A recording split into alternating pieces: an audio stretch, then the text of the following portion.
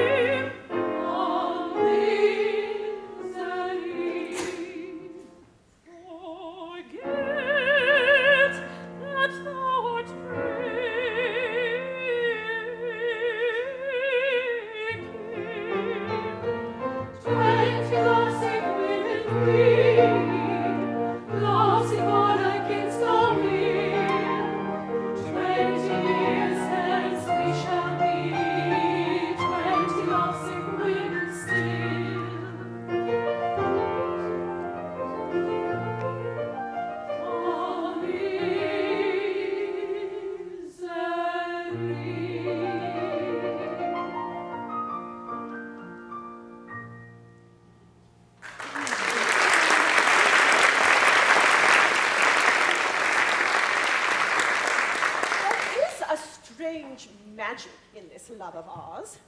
Rivals as we all are in the affections of our Reginald, the very hopelessness of our love is a bond that binds us to one another.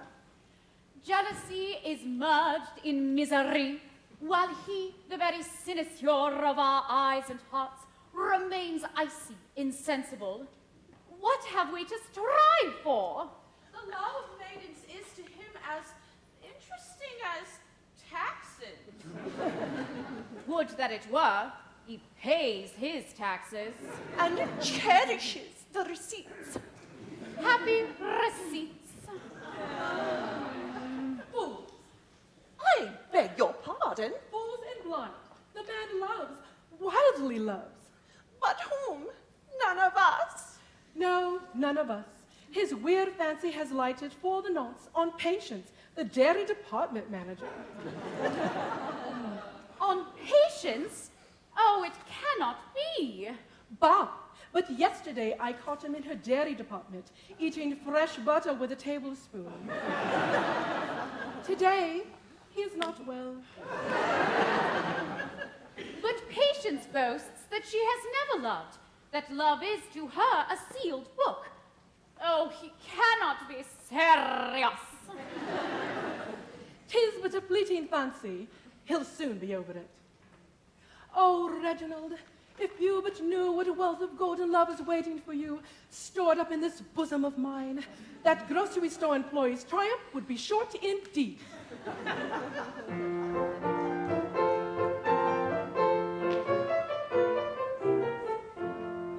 Still brooding on the mad infatuation, I think thee, love, thou comest not to me. Far happier I, free from thy ministration, than to exalt duchesses who love can be. 'Tis Patience, happy girl, loved by your poet. Your pardon, ladies, I intrude upon you. Nay, pretty child, come hither. Is it true that you have never loved? Most true indeed, most marvelous, And most deplorable.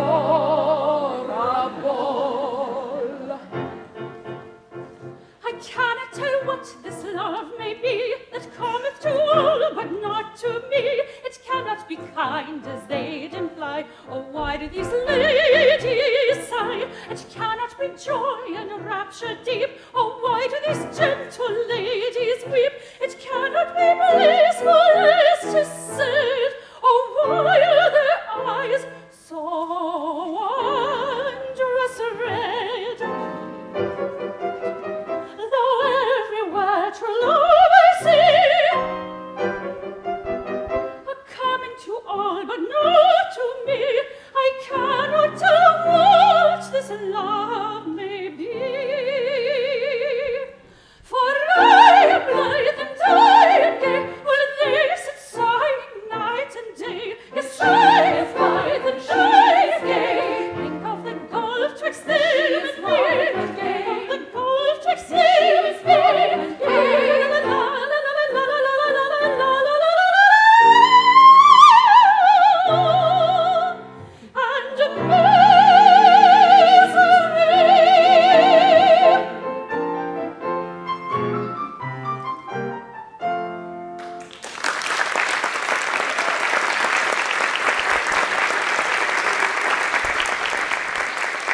Patience, if you have never loved, then you have never known true happiness. But the truly happy always seem to have so much on their minds. The truly happy never seem quite well. There is a transcendentality of delirium, an acute accentuation of supremest ecstasy, which the earthy might easily mistake for indigestion. But it is not indigestion, it is hipster transfiguration. Enough of babble, come. But stay, I have some news for you. The Rho Delta Gamma frat boys are coming to the east side and are even now on their way to this very spot. The Rho Delta Gamma frat boys. They are fleshly men of full habit. We care nothing for frat boys.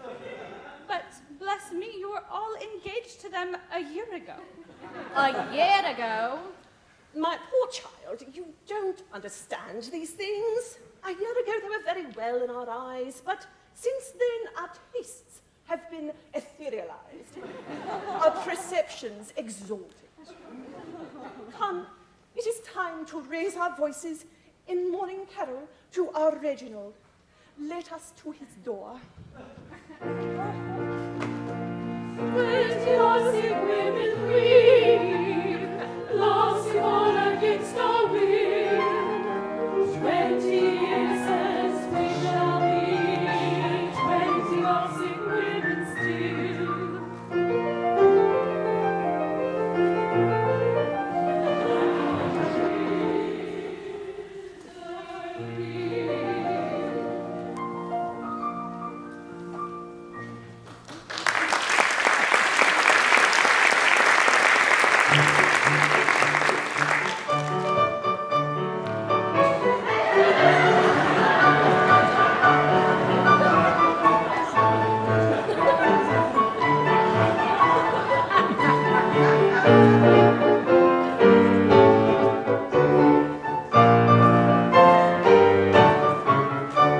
We're frat boys to be seen on Lincoln friendly tether. Upon the college scene, we fight the foe together.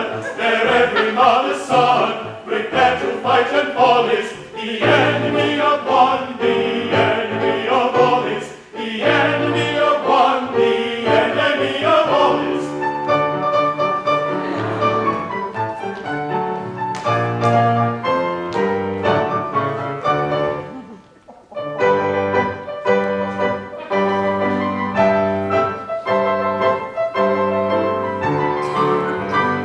If you want a receipt for that popular mystery known to the world's fraternity man,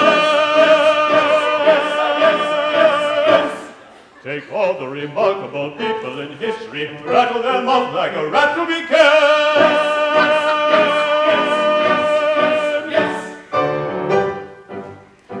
If you want a receipt for that soldier like Paragon, get at the wealth of the Tsar if you can. The family pride of a Spaniard from Aragon, for some a feat of pronouncing a ban. A smack of Lord Waterford, reckless and rollicky, striker of Roderick, heading his clan. The keen penetration of Paddington Polly, grace of a Nautilus, guarded a van. The genius strategic of Caesar or Hannibal, Skinner, Sir Garnet, thrashing a cannibal, flavor of habit, the stranger a touch of him, little of mantra, but not very much of him, Peter of Wellington, Brutus and Shaw, Mr. Macabre and Madame Tussauds. Take of these elements, all that is reasonable, set them all down in their picnic and original, set them to simmer and take off the stone. And of fraternity man, it is the blessed joy.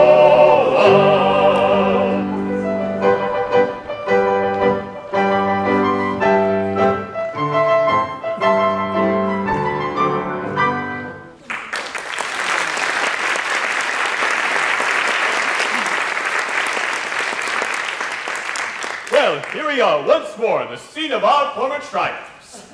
But where's Duke? Here I am. Come, cheer up, don't give way. Oh, for that. I'm as cheerful as a poor devil can be expected to be, who has the misfortune of being Duke, with 1,000 a day. Most men would envy you. Envy me? Tell me, Major, are you fond of queso? We are all fond of queso. Yes, and queso in moderation is a capital thing. But to live on queso. Queso for breakfast, queso for dinner, queso for happy hour. To have it supposed that you care for nothing but queso, and that you would consider yourself insulted if anything but queso were offered to you. How would you like that? I can quite believe that under those circumstances, Even queso would become monotonous. For queso, read flattery, adulation, and abject deference, carried to such a pitch that I began at last to think that man was born taking a selfie with me. Great heavens, what is there to adulate in me? Am I particularly intelligent? Or remarkably studious? Or excruciatingly witty? Or unusually accomplished? Or exceptionally virtuous? You're about as basic a young man as ever I saw. Exactly! That's it exactly. That describes me to a T. Thank you all very much. Don't mention it. Well, I couldn't stand it any longer, so I joined this second-class fraternity. Here, thought I shall be occasionally snubbed, perhaps even bullied. Who knows? The thought was rapture, and here I am. And here are the ladies. But who is the gentleman with the bow tie? I don't know. He seems popular. He does seem popular.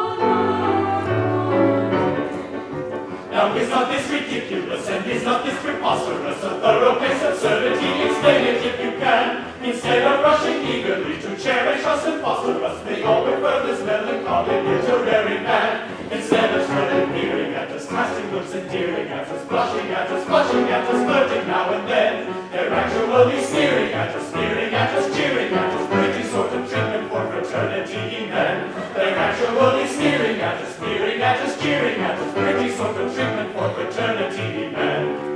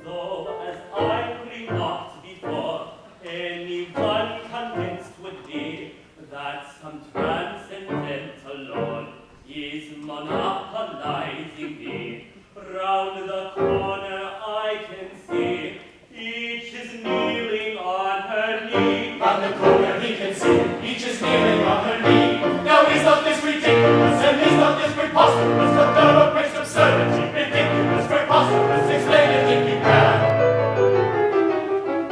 Now is not this ridiculous, and is not this preposterous? The thorough-paced absurdity, explain it if you can. Instead of rushing eagerly to cherish us imposters, they offer this melancholy literary man. Instead of smiling, peering at us, masticos and peering at us, blushing at us, flirting now and then, they're actually sneering at us, cheering at us, pretty soon drinking for fraternity then. They're actually sneering at us, cheering at us, pretty soon drinking for fraternity then. Now he's almost ridiculous and there's nothing imposterous than this melancholy literary man.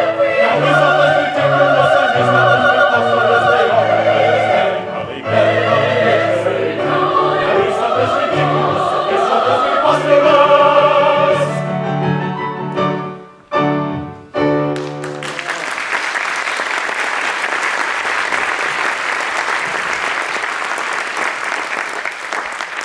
Angela! What is the meaning of this? Oh, sir, leave us. Our minds are but ill-tuned to life without talk. But what in the world has come over you all? Bunthorne, he has come over us, he has come among us, and he has idealized us. He succeeded in idealizing you? He has. Good old Bunthorne! My eyes are open. I droop despairingly. I am soulfully intense. I am limp, and I cling. Finished! At last! Finished! Are you better now? Yes. Oh, Theo. Yes, I am better now. The poem is finished, and my soul has gone out into it. That was all. It was nothing. It occurs 3 times a day. Oh, Patience! Dear Patience. Will it please you read it to us, sir? This we supplicate. Shall I? No! I will read it, if you like. Stand if you like. It is a wild, weird, fleshly thing, yet very tender, very yearning, very precious. It is called Oh Hollow, Hollow, Hollow. Is it a hunting song? A hunting song? No, it is not a hunting song. It is the wail of the poet's heart on discovering that everything is commonplace. To understand it, cling passionately to one another and think of Paint Minis. Oh, hollow, hollow, hollow, what time the poet hath hymned, the writhing maid lithe limbed, quivering on amaranth and asphodel. How can he paint their woes, knowing as well he knows that all can be set right with calomel? What when from the poet's clifford, the amorous callicid yearns for the aloe, faints with rapturous thrills. How can he hinder throes, knowing as well he knows that they are only uncompounded pills? Is it and can it be? Nature hath this decree, nothing poetic in this world shall dwell, or that in all her works something poetic lurks, even in callicid and calomel. I cannot tell.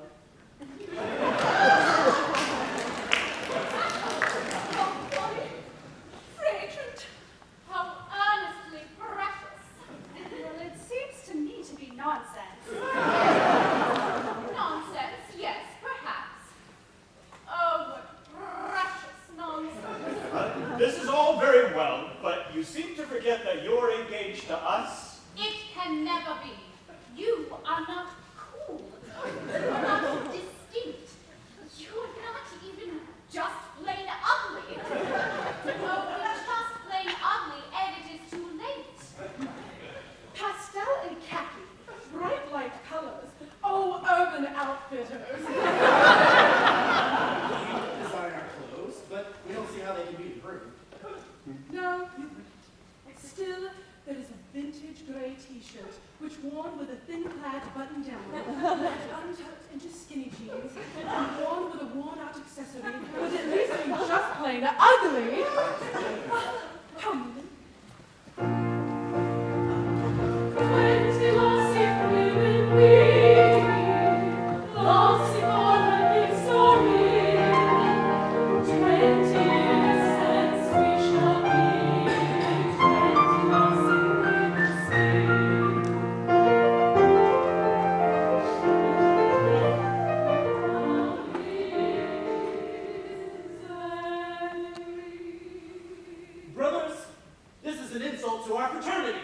fraternity whose uniform has been as successful in the courts of Venus as in the classrooms of Minerva.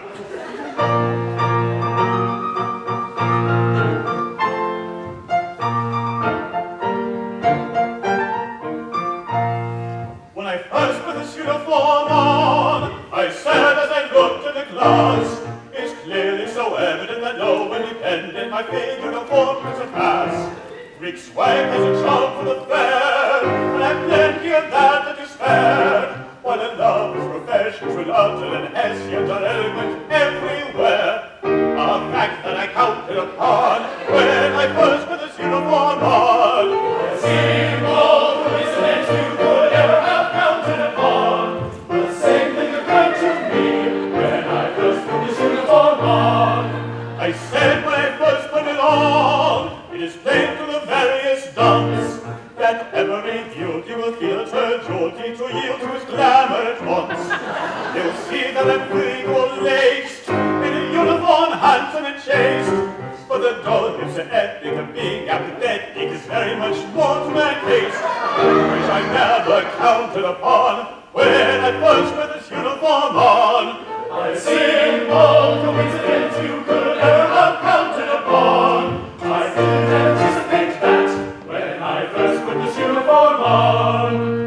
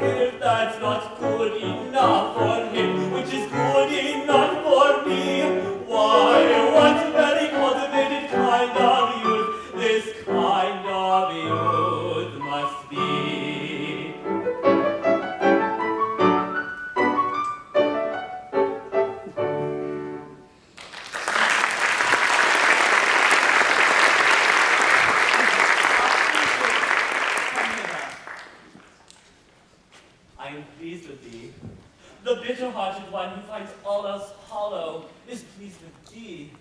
For you are not hollow, are you?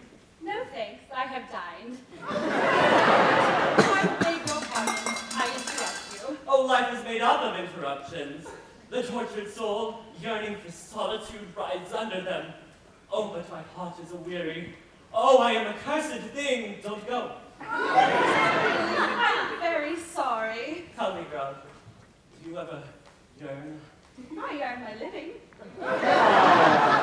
No. Do you know what it is to be heart-hungry? Do you know what it is to yearn for the indefinable, yet be brought face to face daily with the multiplication table? Do you know what it is to seek oceans and to find puddles? That's my case. Oh, I am a cursed thing. Don't go. If you please, I don't understand you. You frighten me. Oh, don't be frightened. It's only poetry. Well, if that's poetry, I don't like poetry. Don't you? Can I trust her? Patience, you don't like poetry. Well, between you and me, I don't like poetry. It's hollow, unsubstantial, unsatisfactory. What's the use of yearning for Elysian fields if you know you can't get them? And you'd only let them out on building leases if you had them. Sir, Patience, I have long loved you. Let me tell you a secret. I am not as bilious as I look. If you like, I will shave my beard. There's more innocent fun within me than a casual spectator would imagine. You have never seen me frolicsome. Be a good girl. A very good girl. And one day you shall. If you are fond of touch-and-go jocularity, this is the shop for it. Sir, I will speak plainly. In the matter of love, I am untaught. I have never loved but my great aunt. But I am quite certain that, under any circumstances, I couldn't possibly love you. Oh, you think not? I'm quite sure of it. Quite sure. Very good. Life is henceforth a blank. I don't care what becomes of me. I have only to ask that you will not abuse my confidence. Though you despise me, I am extremely popular with the other young ladies. I only ask that you leave me and never renew the subject. Broken-hearted and desolate I go. Oh, to be wafted away from this black acetama of sorrow, where the dust of the earthy today is the earth of the dusty tomorrow.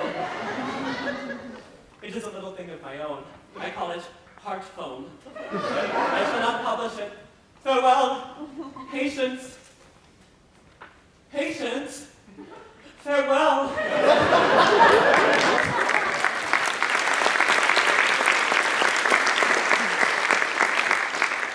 on earth does it all mean? Why does he love me? Why does he expect me to love him? He's not a relation. It frightens me. Why, Patience, what's the matter? Lady Angela, tell me two things. Firstly, what on earth is this love that upsets everyone? And secondly, how is it to be distinguished from insanity? Poor blind child. Oh, forgive her, Alice. Love is, of all passions, the most essential. It is the embodiment of purity, the abstraction of refinement. It is the one unselfish emotion in this world full of grasping greed. Oh, dear. Oh, Why, you are crying? to think that I have lived all these years without having experienced this ennobling and unselfish passion. Why, what a wicked girl I must be, for it is unselfish, isn't it? Absolutely. Love that is tainted with selfishness is no love. Oh, try to love. It really isn't difficult if you give your whole mind to it. I'll set about it at once. I won't go to bed until I'm head over ears in love with somebody. No, girl. Is it possible you have never loved anybody? Yes, one. Whom? My great can't. Great aunts don't count. Then there's nobody. At least, no, nobody. Not since I was a baby, but that doesn't count, I suppose. Oh, I don't know. Tell me all about it.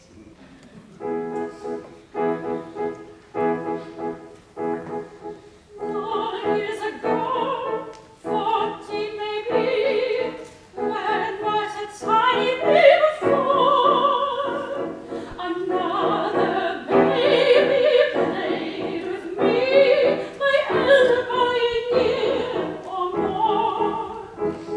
A little child of beauty rare with marvelous eyes and wondrous hair.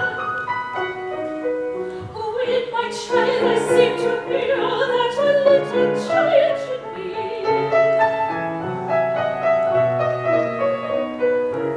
How we loved the child and I, a pure baby joy.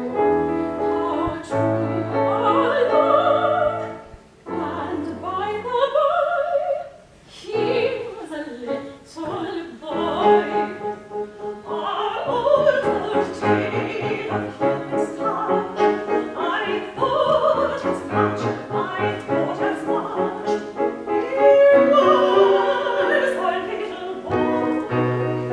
Pray don't misconstrue what I say. Remember, pray, he was a little boy. And in spite of all your pains, the interesting fact remains, he was a little boy.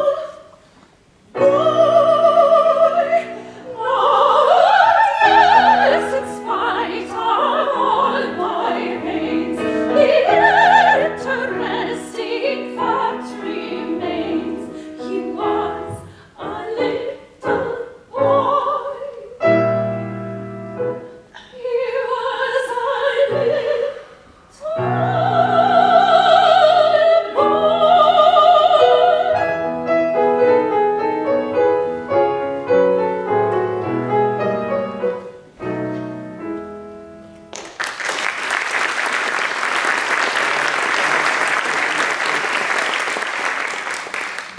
Perfectly dreadful to think of the appalling state I must be in.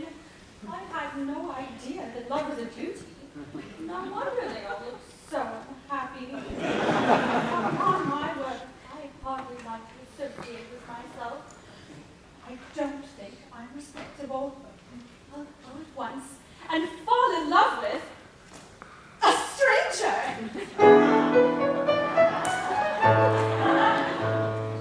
Really pretty patience, prithee tell me true. Nay, but I'm doleful, willow, willow, Bailey, and there a lover a-dangling after you. Hey, willow, Bailey, oh, I would fain discover if you have a lover. Hey, willow, Bailey, oh. Gentle sir, my heart is frolicsome and free. Hey, but he's doleful, willow, willow, Bailey. Nobody I care for comes a-courting me. Hey, willow, Bailey, oh. Nobody I care for comes a-courting me.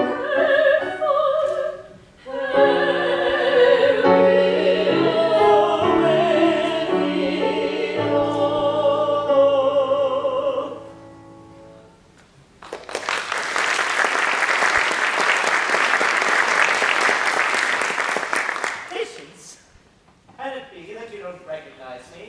Recognize you? No, indeed I don't.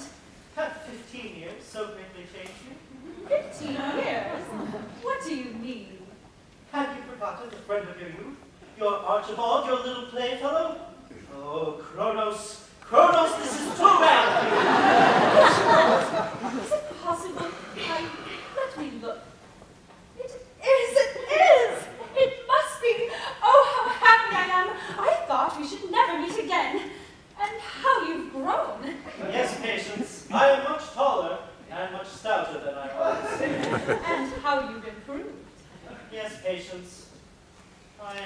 very beautiful. Surely this doesn't make you unhappy. Yes, Patience, gifted as I am with a beauty which probably has not its rival on earth, I am nevertheless utterly and completely miserable. Oh, but why? My child love for you has never faded. Conceive then the horror of my situation when I tell you that it is my hideous destiny to be madly loved at first sight by every woman I come across. Why do you make yourself so picturesque? Why not disguise yourself? Disfigure yourself? Anything to escape this persecution. No, Patience, that may not be. These gifts, irksome as they are, were given to me for the enjoyment and delectation of my fellow creatures. I am a trustee for beauty, and it is my duty to see that the conditions of my trust are faithfully discharged. And you too are a poet? Yes, I am the apostle of simplicity. I am called Archibald, the all right. For I am infallible. And is it possible that you condescend to love such a girl as I? Yes, Patience. Is it not strange? I have loved you with a fond, foolish 50s frenzy for a full 15 years. Oh, marvelous! I have hitherto been deaf to the voice of love. I seem now to know what it is. It has been revealed to me. It is Archibald Grosvenor. Yes, Patience, it is. We will never, never part. We will live and die together. I swear it. We both swear it. But, oh, horror! What's the matter? Why, you are perfection. A source of endless ecstasy to all who know you. I know I am. Well, Then, bless my heart, there can be nothing unselfish in loving you. merciful powers. I never thought of that. To monopolize those features on which all women love to linger, it would be unpardonable. Why, so it would. Oh, fatal perfection. Again you interpose between me and my happiness. Oh, if you were but a thought less beautiful than you are. Would that I were. But candor compels me to admit that I'm not. Our duty is clear. We must part, and forever. Oh, misery. And yet I cannot question the propriety of your decision. Farewell, Patience. Farewell, Archibald. But stay! Yes, Patience? Although I may not love you, for you are perfection, there is nothing to prevent your loving me. I am plain, homely, unattractive. Why, that's true. The love of such a man as you for such a girl as I has to be unselfish. Unselfishness itself. Not very good, very selfish be. Yea, but I'm doleful, willow, willow, welly. You may all the same continue loving me.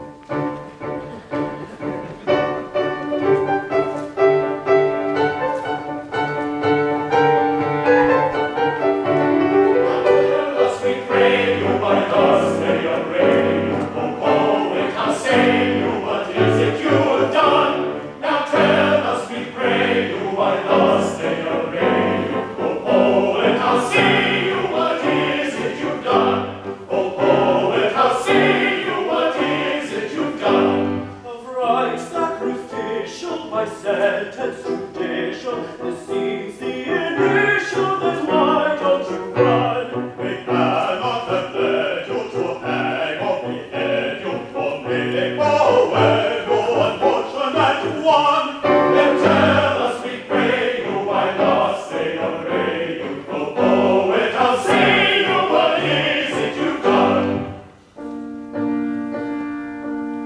Heartbroken at my patience and barbarity, by the advice of my solicitor,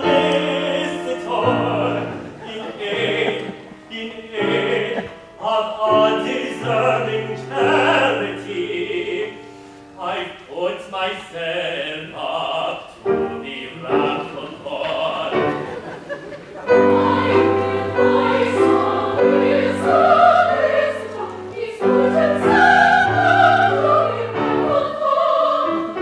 No honor, Urged by his solicitor, he's put himself up to be wrathful for.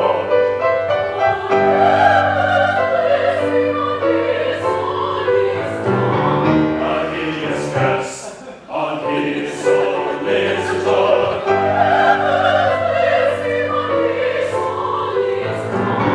A hideous curse on his solicitor.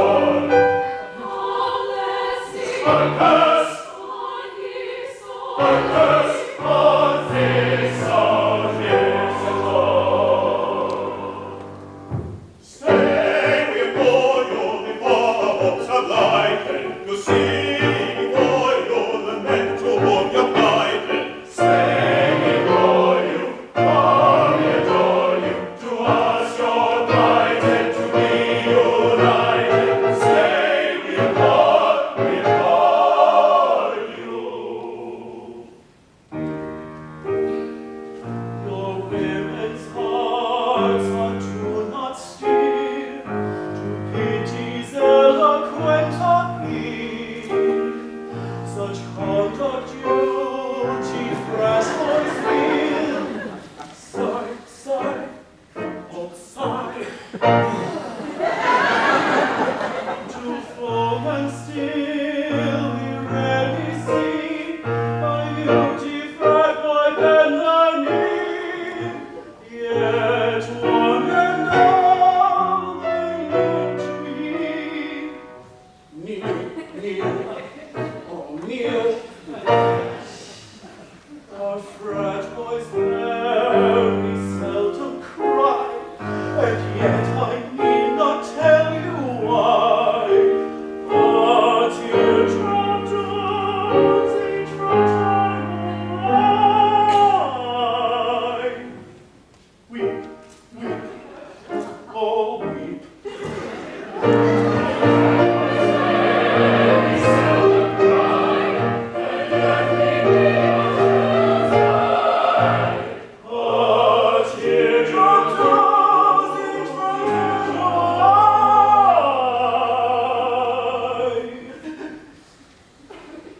Weep, weep,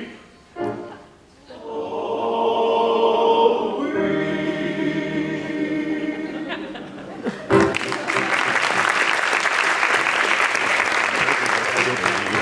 Diffidence and natural timidity. Tickets for the raffle should be purchased with avidity. Put in half a guinea and a husband you may gain. Such a token blue and white and other kinds of pottery. From early oriental down to modern terracottery. Put in half a guinea, you may win in middle lottery. Such an opportunity may not occur again.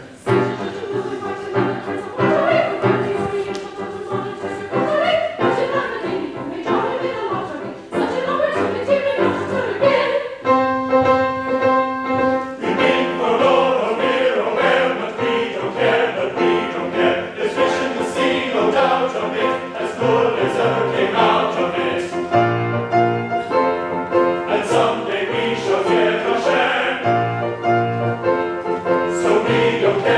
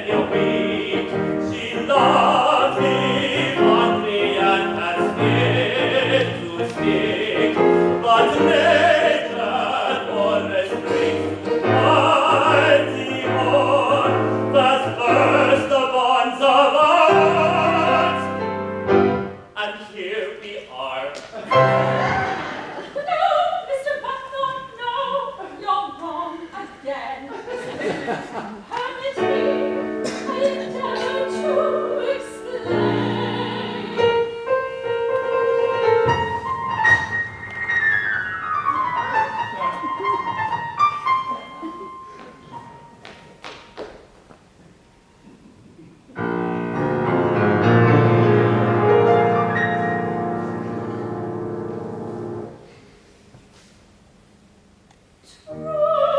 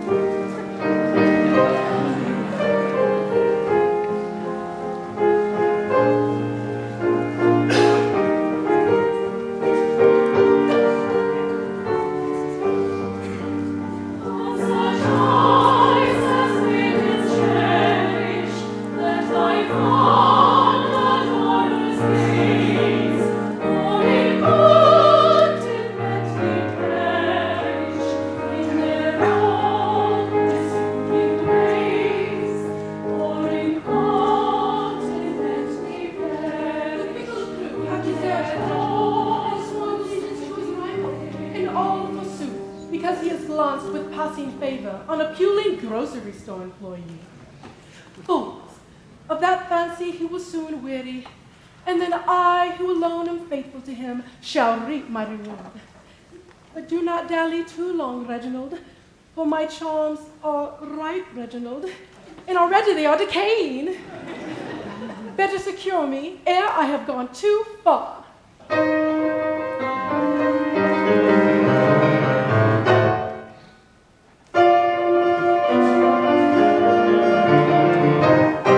Sad is that woman's lot, who year by year sees one by one her beauties disappear.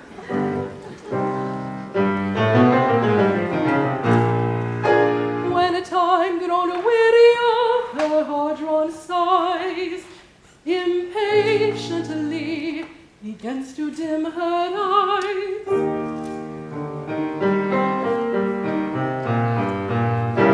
Compelled at last in a life's uncertain gloamings to wreathe her wrinkled brow with well-saved combings, reduced with rouge, lip shut, and pearly gray, to make a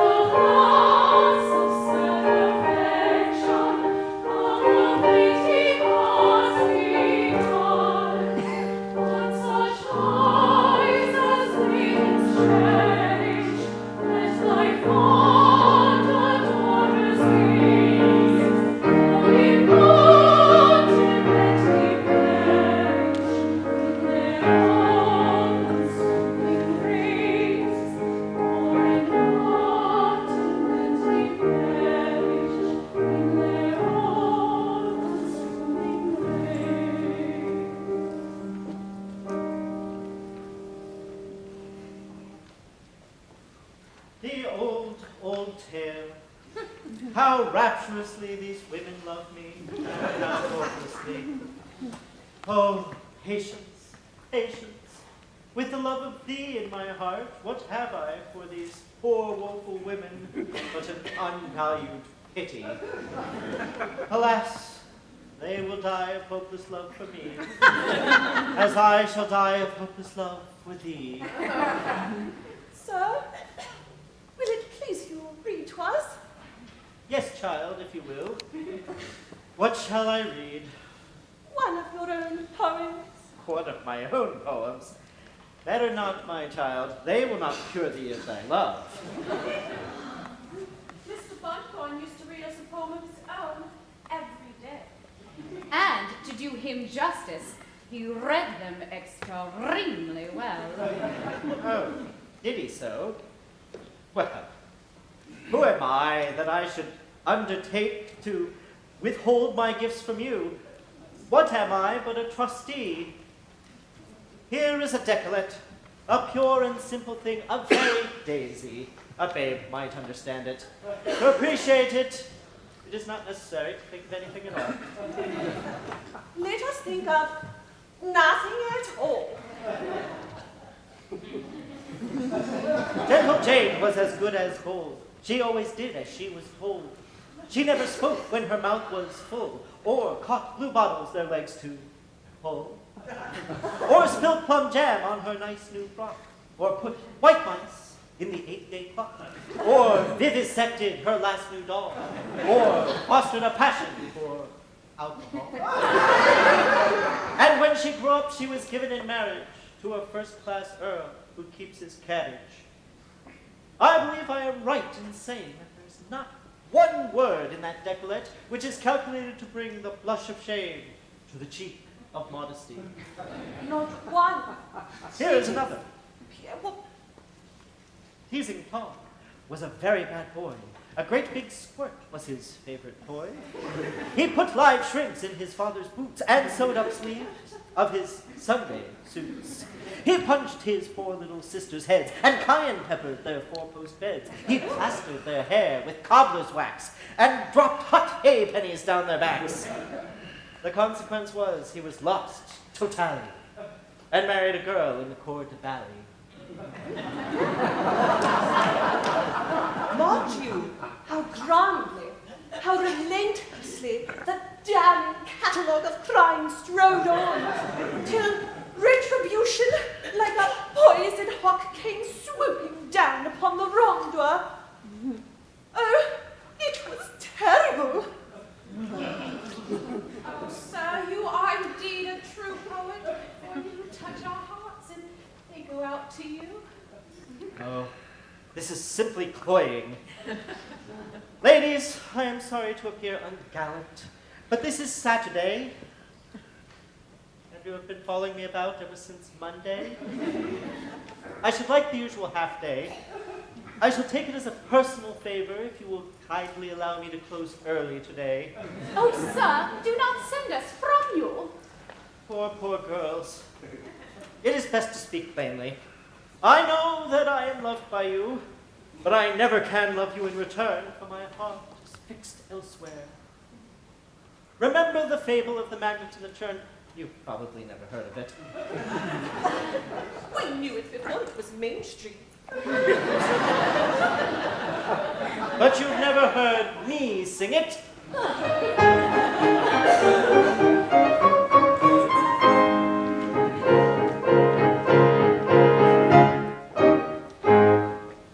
Magnet hung in a hardware shop, and all around lay a loving crop of scissors and needles, nails and knives, offering love for all their lives. But for I the magnet felt no whim, though he charmed it charmed not him. From needles and nails and knives he turned, for it set his love on a silver churn. A silver churn. His most apathetic, very magnetic fancy took this turn. If I can wheedle a knife or a needle, why not a silver churn? His most apathetic, very magnetic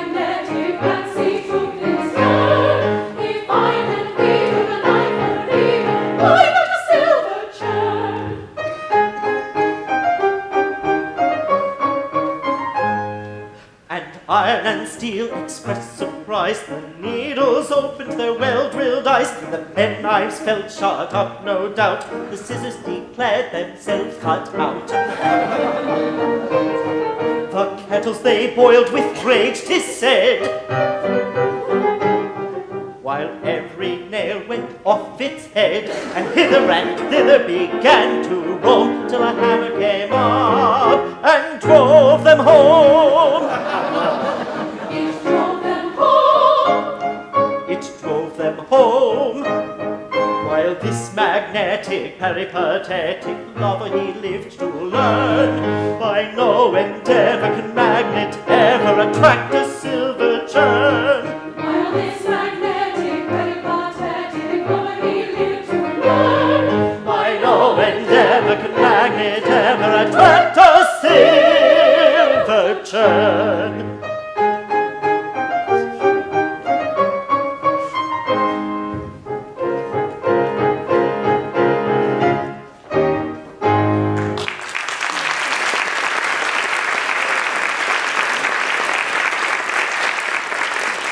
At last they're gone.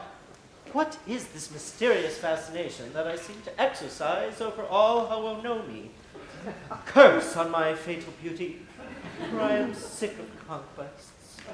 Archibald, Patience! I have escaped with difficulty from my Reginald. I wanted to see you so much that I might ask if you still love me as fondly as ever. Love you, if the devotion of a lifetime. Hold, unhand me, or I scream. If you are a gentleman, pray remember I am another's. But you do still love me, don't you? Madly, hopelessly, despairingly. That's right. I never can be yours, but that's right. And you love this Bunthorne? With a heart-whole ecstasy that withers and burns and scorches and stings. It is my duty. Admirable girl. But you are not happy with him. Happy? I am miserable beyond description. That's right. I never can be yours. But that's right. But go now. I see dear Reginald approaching. Farewell, dear Archibald. I cannot tell you how happy it has made me to know that you still love me. Ah, if I only dared. Sir, this language to one who is promised to another. Oh, Archibald, think of me sometimes, for my heart is breaking. He is so unkind to me, and you would be so loving. Loving? Advance one step, and as I am a good and pure woman, I scream. Farewell, Archibald. Stop there. Think of me sometimes. Advance at your peril. Once more, adieu.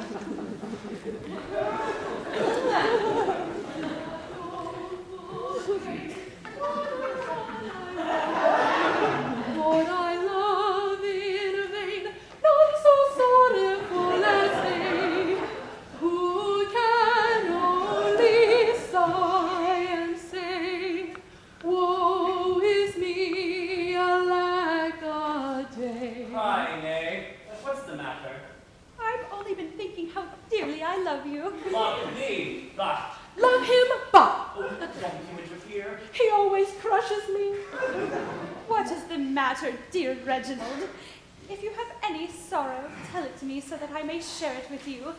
It is my duty. Who were you talking with just now? With dear Archibald. Dear Archibald, upon my honor. A great deal, too much.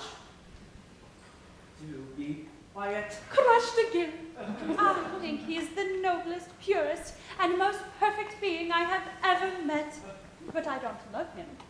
It is true that he is devotedly attached to me, but I don't love him. Whenever he grows affectionate, I scream. It is my duty. I dare say. So do I. I dare say. Why? How could I love him and love you, too? You can't love two people at once. Oh, can't you though? No, you can't. I only wish you could. I don't believe you know what love is. Yes, I do. There was a happy time when I didn't, but bitter experience.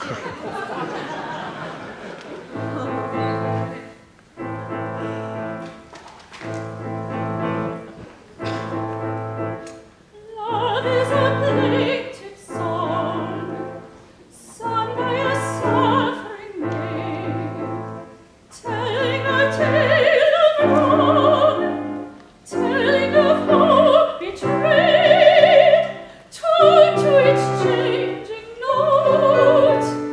Sorry when he is sad, blind to his every mote, merry when he is glad, merry when he is glad.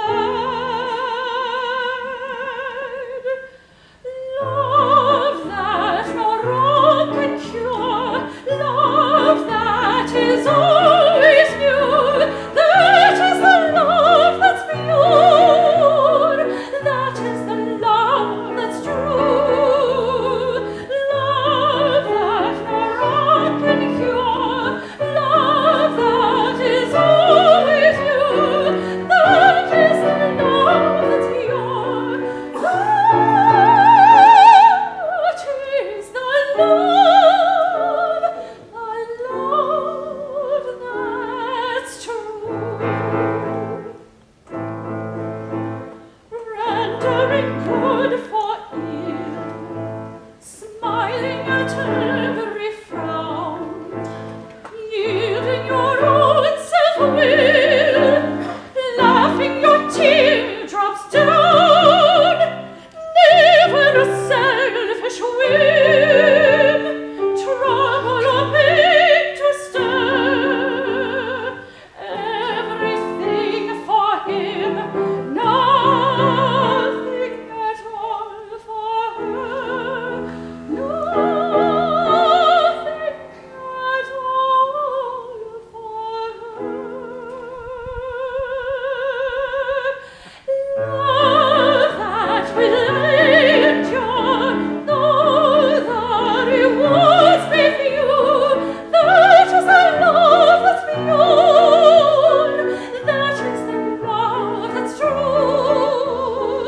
Love that will endure, though the rewards be few, that is the love that's beyond, that is the love that's true.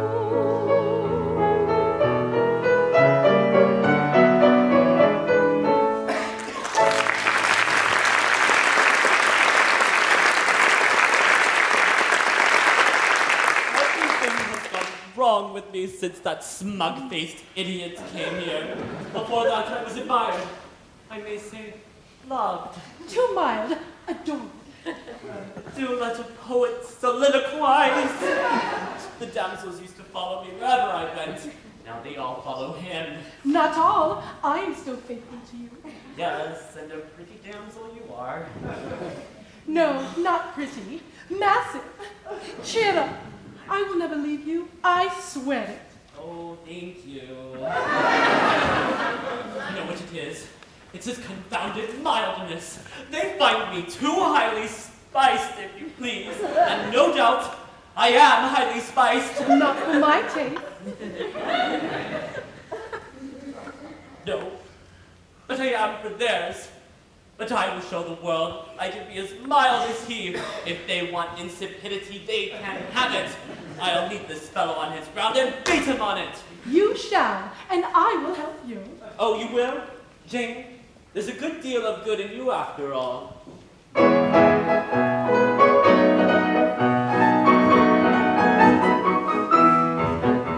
So go to him and say to him with compliment ironical. Say hey to you, good day to you, and that's what I shall say. Your style is much too sanctified, your cut is too canonical. Say bye to you, ha ha to you, and that's what I shall say. I was the more ideal of the morbid empathetical. To doubt my inspiration was regarded as heretical, until you cut me out with your placidity and manticle. Sing boo to you,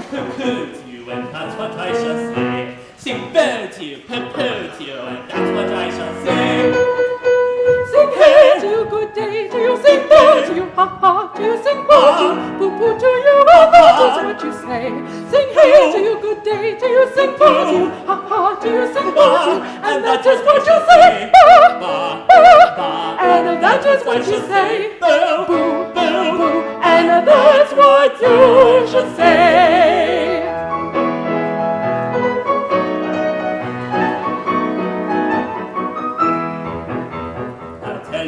Unless he will consent to be more jocular. Sing boo to you, poo poo to you, and that's what you should say. To cut his curly hair and use the glasses for his oculars. Say spa to you, ha ha to you, and that's what you should say. To stop his conversation full of quibble and of quiddity. To dine on chops and roly-poly pudding without vanity. If that's a clearer way with all convenient capacity. Sing hey to you, good day to you, and that's what you should say. Sing boo to you, poo-poo to you, and conscience I shall say. Sing hey to you, good day to you, sing boo to you, ha ha to you, sing boo to you, poo-poo to you, and that is what you say. Sing hey to you, good day to you, sing boo to you, ha ha to you, sing boo to you, and that is what you say. Ba, ba, and that is what you say. Ba, boo, ba, boo, and that's what I shall say.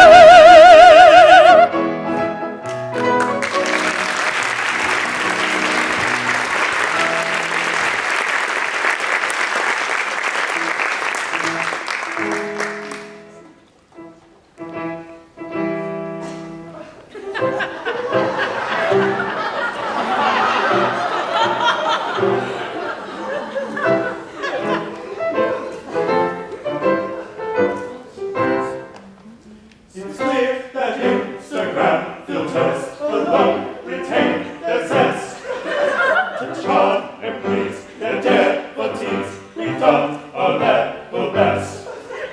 We're not quite sure if all we do has a hipster culture, but as far as we can tell, it's something like this sort of thing. You hold yourself like this. You hold yourself like that. By hook and crook, you try to look perpendicular and flat. We venture to expect that what we recollect, though but a part of true high art, will have its due effect.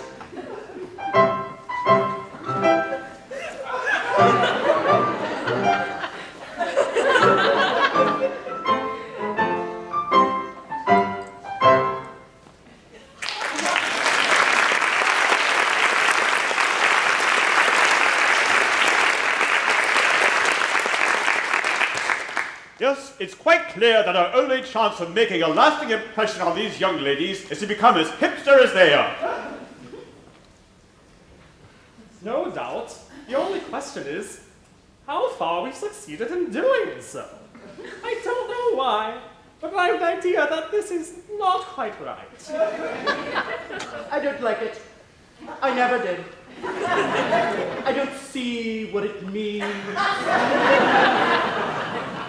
I do it, but I don't like it. My good friend, the question is not whether we like it, but whether they do. They understand these things, we don't. Now, I shouldn't be surprised if this is effective enough at a distance. I can't help thinking we're a little stiff at it. It would be extremely awkward if we were to be struck so. Yeah, I don't think we shall be struck so. Perhaps we're a little awkward at first, but everything must have a beginning. Oh, here they come! Hashtag YOLO!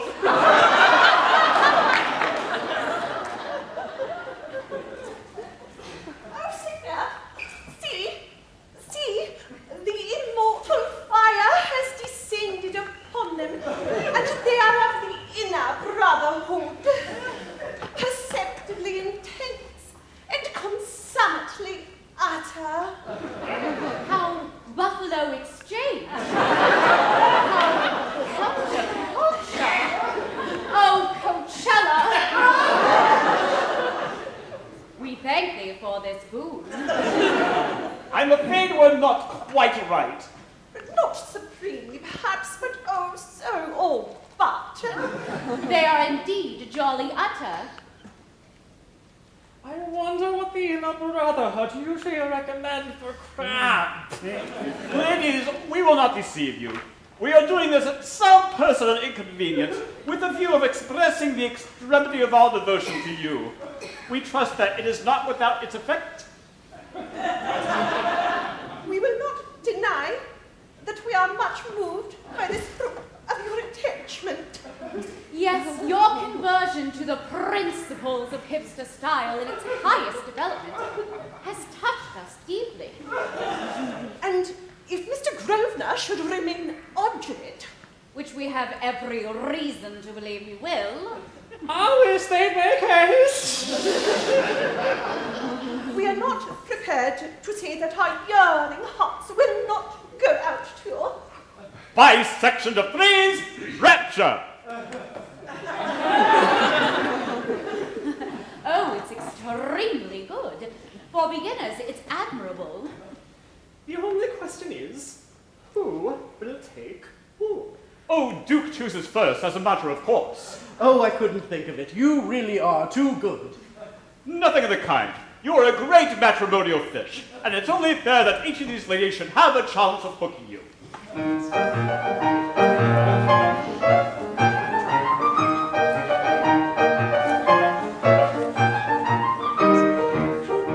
If Sophia I choose to marry, I shall be fixed up for life.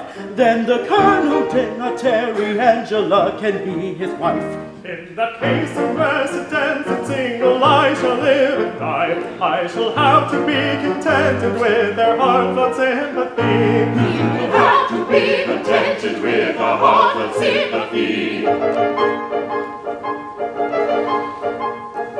In that case of precedented single, he will live and die. He will have to be contented with a heartfelt sympathy. He will have to be contented with a heartfelt sympathy. He will have to be contented with a heartfelt sympathy.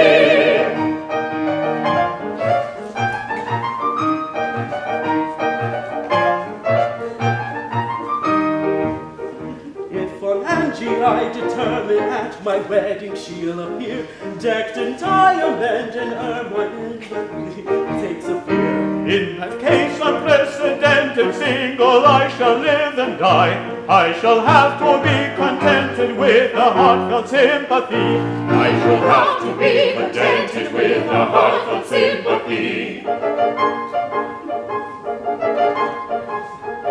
In that case of precedented single, I shall live and die. I shall have to be contented with a heartfelt sympathy. I shall have to be contented with a heartfelt sympathy. I shall have to be contented with a heartfelt sympathy.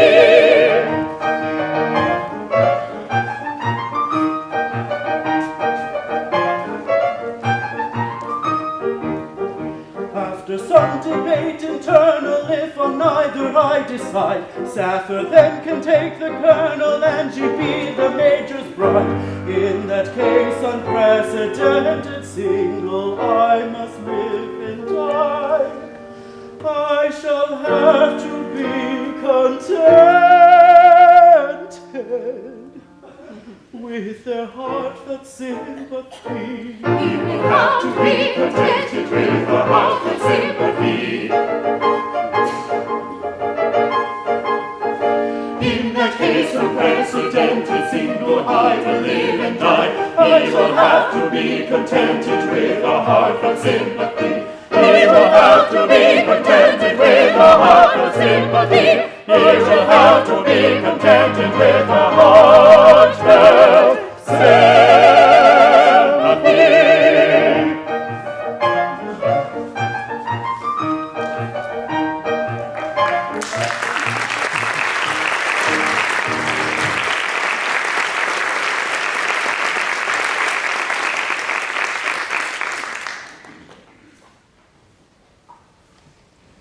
It is very pleasant to be alone.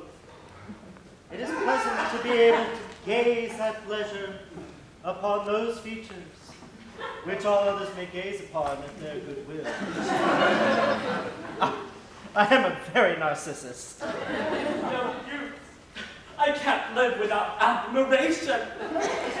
Since Grosvenor came here, insipidity has been at a premium. Ah, he is there. Ah, Bunthorne, come here, look. Very graceful, isn't it? Allow me. I haven't seen this. Oh, yes. It is graceful. Oh, good gracious. Not that. This. You don't mean that. I'm in no mood for trifling. And what is amiss? Ever since you came here, you have entirely monopolized the attentions of the young ladies. I don't like it, sir. My dear sir, how can I help it? They are the plague of my life. My dear Mr. Bunthorne, with your personal disadvantages, you can have no idea the inconvenience of being madly loved at first sight by everyone you meet. Sir, until you came here, I was adored. Exactly, until I came here. That's my grievance. I cut everybody out. I assure you, if you could only suggest some means whereby, consistently with my duty to society, I could escape these inconvenient attentions, you would earn my everlasting gratitude. I will do so at once. However popular it may be with the world at large, your personal appearance is highly objectionable to me. It is? Oh, thank you, thank you. How can I express my gratitude? By making a complete change at once. Your conversation must be henceforth perfectly matter of fact. In appearance and costume, you must be absolutely basic. No, pardon me, that's impossible. Take care. When I am thwarted, I am very terrible. I can't help that. I am a man with a mission. I don't think you quite appreciate the consequences of thwarting me. I don't care what they are. Suppose, oh, I won't go far as to say that I will do it, but suppose for one moment I were to curse you. Ah, very well. Take care. But surely you would never actually do that. I don't know. It would be an extreme measure, no doubt. Still. But you would not do it. I am sure you would not. Oh, reflect, reflect. You had a mother once. Never. Then you had an aunt. Huh? I see that you had. By the memory of that aunt, I implore you to pause ere you resort to this last fearful expedient. Oh, Mr. Bunthorne, reflect, reflect. I must not allow myself to be unmanned. It is useless. Consent at once, or may a nephew's curse. Are you absolutely resolved? Absolutely. Will nothing shake you? Nothing. I am adamant. Very well, then I yield. Huh? You swear it? I do, cheerfully. I have long wished for a reasonable pretext for such a change as you suggest. It has come at last. I do it on compulsion. Victory! I triumph! When I go out to war, of damsels a score, all sighing and running and clinging and yawning will follow me as before. I shall with cultured taste distinguish gems from paste, and high diddle-diddle will rank as an idyll if I pronounce it chaste. My most intense young man, a soulful like a man, and ultra-poetical, hipster-so-ethical, out of the way, young man. Conceive me if you can, an everyday young man, a commonplace type with a stick and a pipe and a half-bred black and tan, who thinks of bourbon hops more fun than Monday pops, who's fond of his dinner and doesn't get thinner on bottled beer and chops. A commonplace young man, a matter-of-fact young man, a spirited and sunny, jolly big holiday everyday young man. A Japanese young man, a blue and white young man, Francesca Rimini, Mimini, Pimini, je ne sais quoi young man.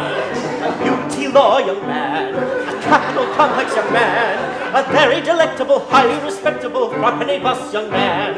A paladin thing young man, a haggard light young man, a greenery gallery, Grosvenor gallery, foot in the grave young man. A Captain Cavelli, young man. Tommy Bahama, young man.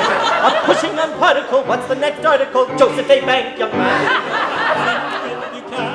A matter of fact, young man. An alphabetical, arithmetical, everyday young man.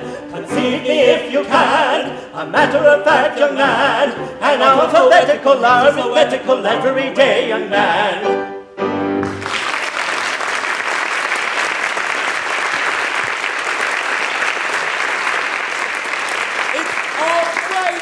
I have committed my last act of ill nature, and henceforth I am a changed character. Reginald, dancing? And what in the world is the matter with you? Oh, Patience, I am a changed man. Hitherto I've been gloomy, moody, fitful, uncertain in temper, and selfish in disposition. You have indeed. All that has changed. I have reformed. I have modeled myself upon Mr. Grosvenor. Henceforth, I am mildly cheerful. My conversation will blend amusement with instruction. I shall still be hipster, but my hipsterism will be of the most pastoral kind. Oh, Reginald, is all this true? Quite true. Observe how amiable I am. Reginald, how long will this last? With occasional intervals for rest and refreshment, as long as I do. Oh, Reginald, I'm so happy. Oh, dear, dear Reginald, I cannot express the joy I feel at this change. It will no longer be a duty to love you, but a pleasure, a rapture, an ecstasy. My darling. But, oh, horror! What's the matter? Is it quite certain that you have absolutely reformed? That you are henceforth a perfect being, utterly free from defect of any kind? It is quite certain. I have sworn it. Then I can never be yours. Why not? Love, to be pure, must be absolutely unselfish. And there can be nothing unselfish in loving so perfect a being as you now have become. But stop a minute. I don't want to change. I'll relapse. I'll be as I was. Interrupted.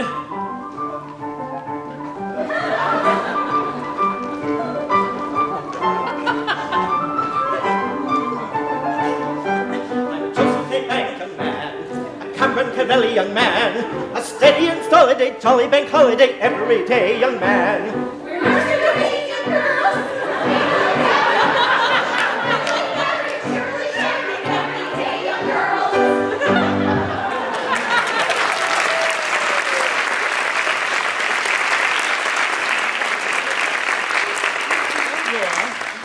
Ella?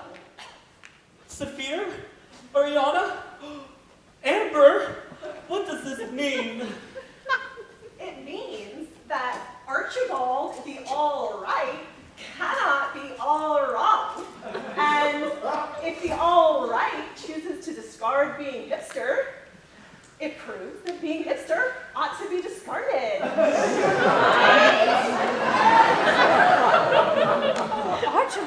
Archibald, I'm shocked, surprised, horrified. I can't help it. I'm not a free agent. I do it on compulsion. This is terrible. Go. I shall never set eyes on you again. But, oh, joy! What is the matter? It is quite certain that you will always be a basic young man. Always. I have sworn it. Why then, there's nothing to prevent my loving you with all the fervor at my command. Why, that's true. My Archibald. My patience. Rushed again. I am still here. I have never left you, and I never will. Oh, thank you, Jane. After all, there's no denying it. You're a fine figure of a woman. My Reginald. My Jane.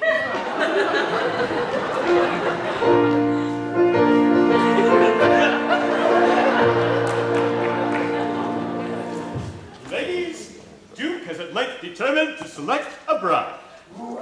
I have a great gift to bestow. Approach. such a view as are truly lovely. In personal appearance, you have all that is necessary to make a woman happy. In common fairness, I think I ought to choose the only one among you who has the misfortune of being distinctly plain.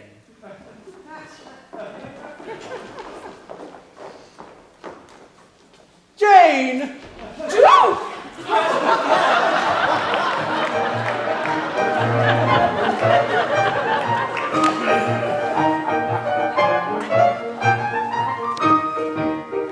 After much debate internal, I and Lady Jane decide Sappho now may take the colonel and she be the major's bride. In that case, unprecedented single, I must live and die.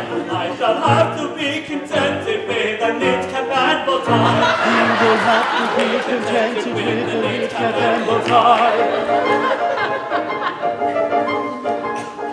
In that case, unprecedented single, I must live and die. I shall have to be contented with a knit cap and bow tie. Bridge me peace with one another to get married, they decide. Each of us will wed the other, nobody